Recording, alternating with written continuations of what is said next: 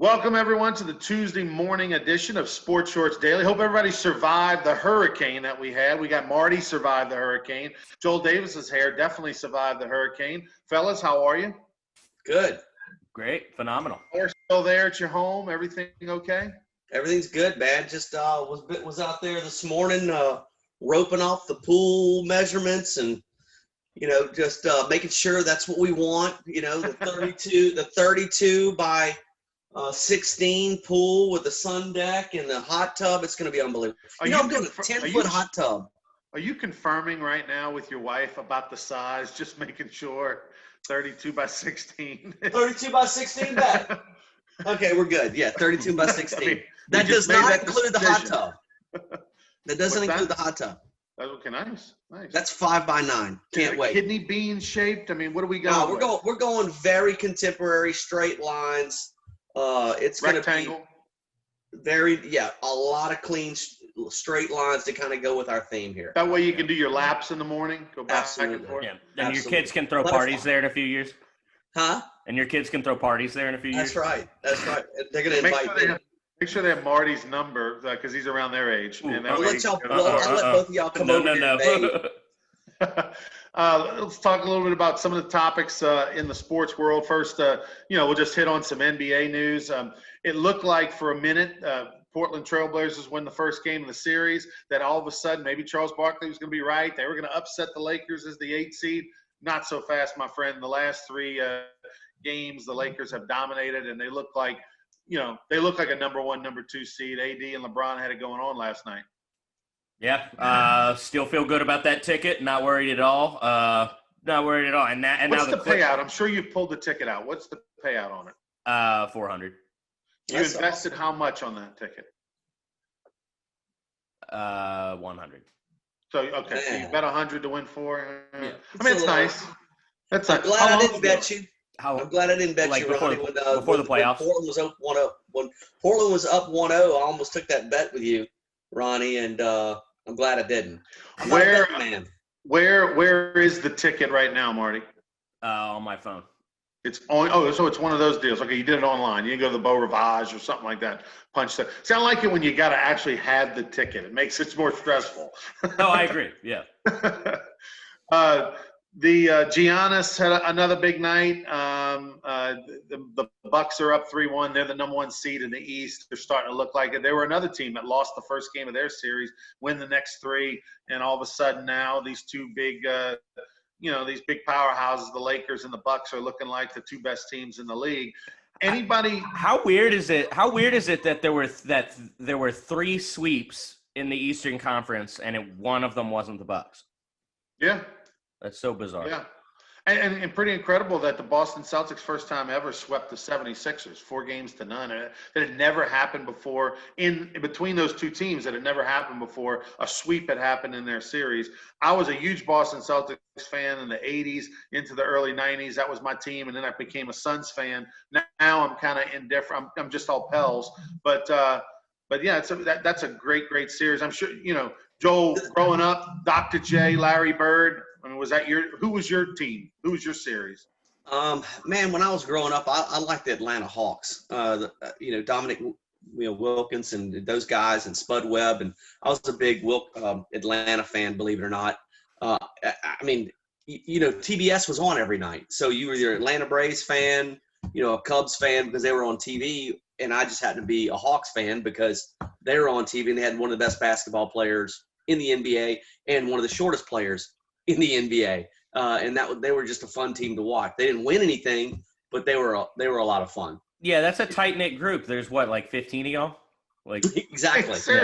And still there's only 15 of us. Obviously I'm not a Hawks fan anymore. I haven't watched the Hawks game nobody's a Hawks fan. Exactly. I think they have the lowest attendance in the league 10 years straight. This is how bad the Hawks are, that when Joel Davis loved the Hawks, when they had Dominic Wilkins, who they called him the human highlight, and he was, they were so bad that in the 80s, at least 2 or 3 years in a row, they played 10 home games in New Orleans at the UNO Lakefront Arena. Really? Because they had such bad crowds at the Omni in Atlanta. And remember, the Jazz had left in 1980 or whatever. They had left New Orleans to go to Utah. So because of that, the Hawks came to New Orleans at least 2 years in a row, I believe, and played like 10 games, 10 home games. One of them, Larry Bird scored over 60 in the I think the highest scoring game of his The career. fact that you can remember this is blowing my mind. But I mean, like I lived in New Orleans. I met the UNO Lakefront Arena opened in I think '83, and it was a really nice arena back then. And the Hawks came to New Orleans to play because nobody cared in Atlanta except Joel. Joel cared. Thank you. I cared from my sofa and my bedroom in Biloxi, Mississippi. That's where I cared from. ESPN came out with its power rankings on the NFL. No surprise that Kansas City Chiefs were the number 1 ranked team. Really no surprise that the Ravens were the number 2 power ranked team. Number 3 on ESPN's list was the team that should have been the Super Bowl champs, the 49ers. And the New Orleans Saints are 4th in the NFL in the ESPN power rankings. Are you guys surprised by that number? I'm not. I mean, I think they're loaded. I think the Saints are absolutely loaded. I think the reason why they're putting them at 4 is they just haven't been able to get over the hump, right? So I think they're just as talented as the Kansas City Chiefs, but the Chiefs are winning games when it matters most. The Saints have not won the most important games down the stretch. I mean, they lost in the first round of the playoffs last year to a Minnesota team that was a wild card team. So to me, I think that you lose some respect when you lose wild card games with a Hall of Fame quarterback. That's a game that they shouldn't have lost. They had it at home. It was almost like they felt sorry for themselves that they weren't like a number 2 seed and they had to play in a wild card game and walk through the game. So you're going to lose a little respect. You're going to lose some votes. I think that they're fortunate to be 4. And the reason why they're 4 right now in my mind is because they're loaded. They are absolutely loaded. It's the best roster they've had in a long time. Go across the board. They've got superstars at every level, at literally every level: running back, quarterback, offensive line, defensive line, wide receiver, tight end, linebacker now. They have, with Demario Davis, he is a all-star linebacker. You got Thor, who's coming around, who's healthy. Great to see him. You got the secondary. You got stars at the cornerback. You got stars at safety. How does this team not win? They should be ranked 4, if not higher, and I think they're at 4 because of the last few years. Marty, the Chiefs 1, Ravens 2, 49ers 3, Saints 4. At the top 8 is the Seattle Seahawks at 5, the Tampa Bay Bucks with Tom Brady at 6, Green Bay 7, Dallas 8. Thoughts on that ranking? I'd say the only team that I would have been okay with being ahead of the Saints would probably be Seattle. Okay, so you said it was Seattle, Tampa, Green Bay, Dallas. That's your bottom 4. I think they're sleeping on the Titans and the Vikings, having those. Dallas, I wouldn't put ahead of Tennessee or Minnesota. So you would have Dallas, say, 10th? And or you'd lower. have Tennessee, Minnesota. Or lower. I don't think the Cowboys are going to be nearly as good as people think. Now, you're a big Shreveport guy. I mean, like, and Dak Prescott, of course, a Shreveport guy, and he's the face of that franchise and about to even get a bigger contract than he's already got. Are you a Dak Prescott lover? Do you think he's the franchise quarterback that's going to take him to the next level? And if not, why? Well, first off, Dak Prescott is from Houghton, Louisiana, so we try to distance ourselves from that city, except when it comes to Dak Prescott. But I like him a lot as a guy. I think he's a really good dude, and just really happy for him that he's found like a home in Dallas. Do I think he's going to win a Super Bowl with the Dallas Cowboys? No, I just don't. If you're Dallas, would you give him the extension, the long-term contract? That's always so tough. Like, people want to act like it should be like an easy yes or no, but like, I understand that it hurts, the idea of paying him that much, and you would have to make cuts like on other parts of like your defense or O-line, like stuff that makes your team so good. But at the same time, if you let him go, who's going to play quarterback? Like, there are 10 people that can adequately play quarterback in the entire world, like at the NFL level. Joel, your thought on Dak, because I'm of the camp that if you've got a quarterback that you believe is, say, a top 10, top 12 quarterback in the NFL, and he's a proven commodity. And let's face it, regardless of what you paid Dak Prescott, he's a good quarterback and he's a proven commodity. He can win games. He's a good dude on and off the field. He's not going to, he's not going to crash his career. So with that said, you can either go with the proven, or you can roll the dice and go for the wild card that maybe has a higher upside, but also, we don't know. I mean, look at Ryan Leaf and many others. Well, wild card would be a Jameis Winston, right? Jameis Winston is a guy that's playing football for the New Orleans Saints this year for $1 million. Would you take Jameis Winston for $1 million, or would you take Dak Prescott for $30 million? I mean, that's easy. I'm scared to death. If I was the Dallas Cowboys, as much upside as you see in Jameis Winston, he scares me to death because he can not only win a game for you, but he will lose 4 or 5 games for you. And that's because he's a turnover-prone quarterback. He's got all the talent in the world.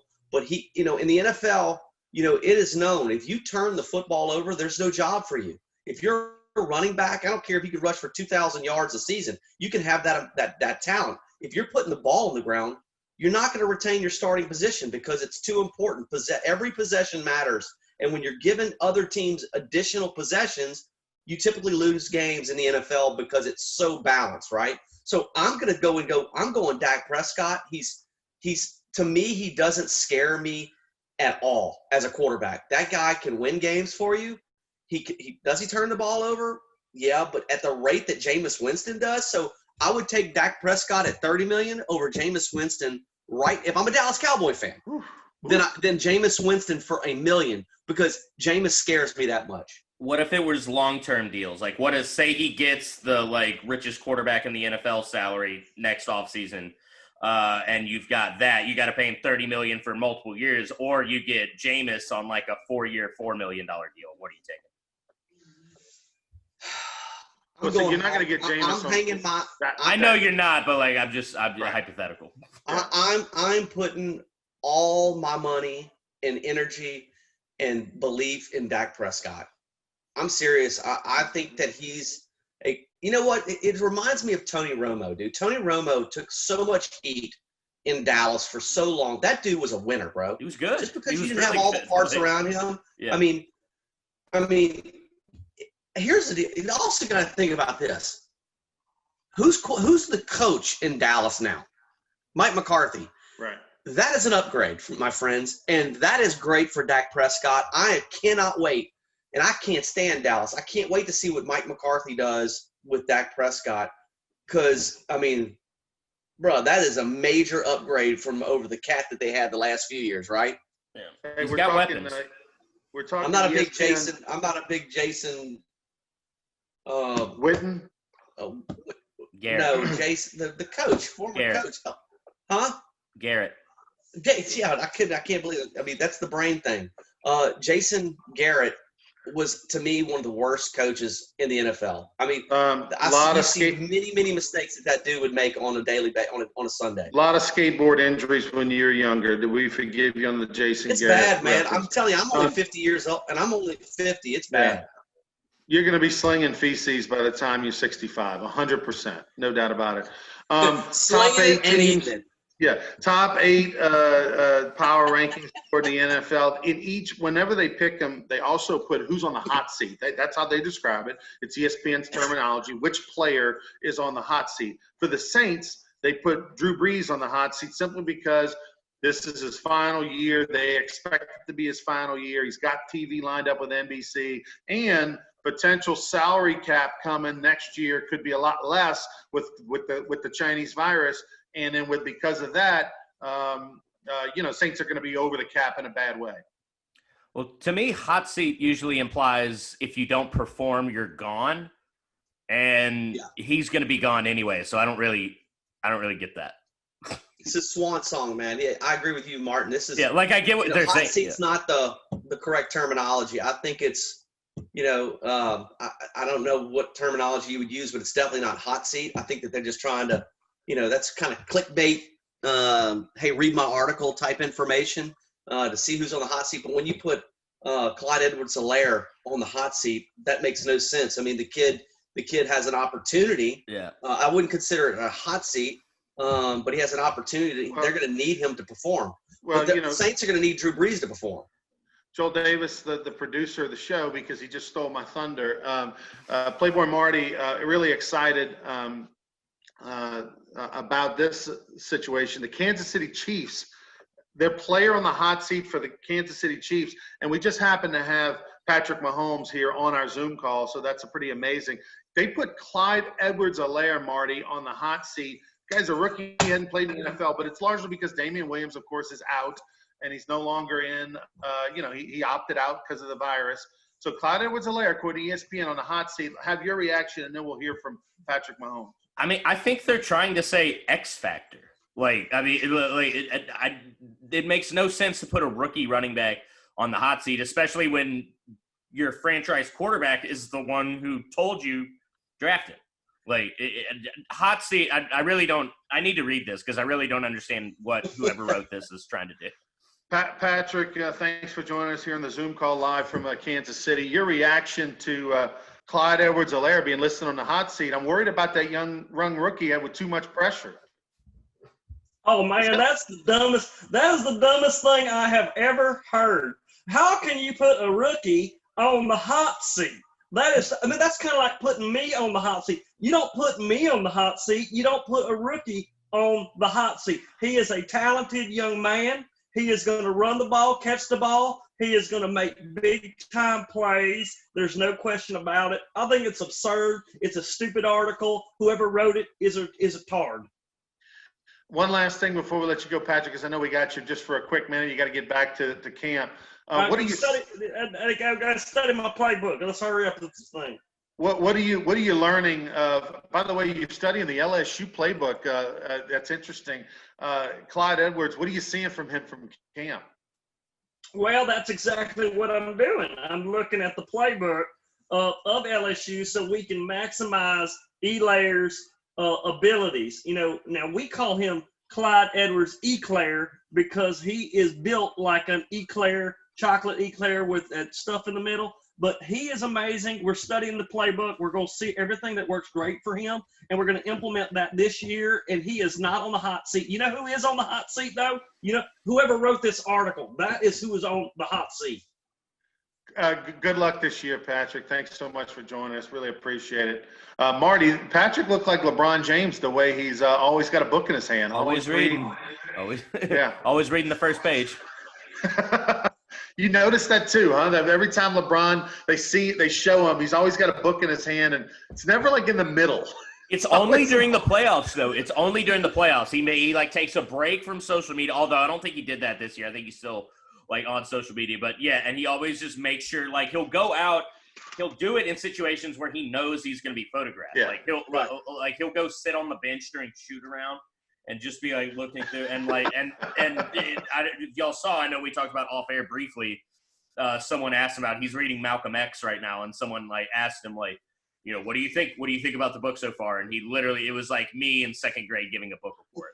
When I had read it, he just hadn't read it, which is fine. It's just, I don't know. I think it's, that may annoy a lot of people. I think it's hilarious. I think LeBron is one of the most unintentionally funny people in the entire universe. Well, he's gotten very political in his older age. Michael Jordan didn't say boo, and he got a lot of criticism. There's been other, particularly black athletes that didn't, but LeBron James definitely is not one of them. He's got a comment about Real Housewives of Orange County. He's got an opinion on everything.